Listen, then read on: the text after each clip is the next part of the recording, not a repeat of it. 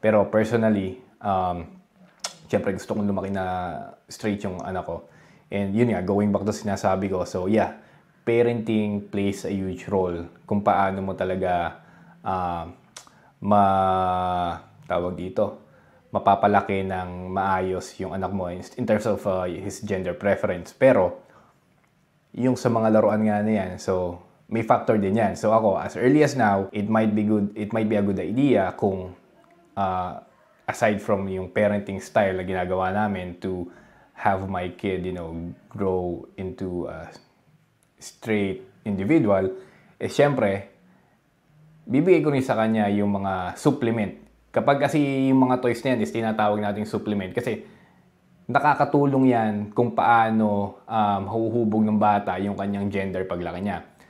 So, in terms of toys, yeah, I would prefer na mga laruan ng panlalaki sa lalaki, laruan ng pambabae sa babae. So, toys are gender specific for me, personally.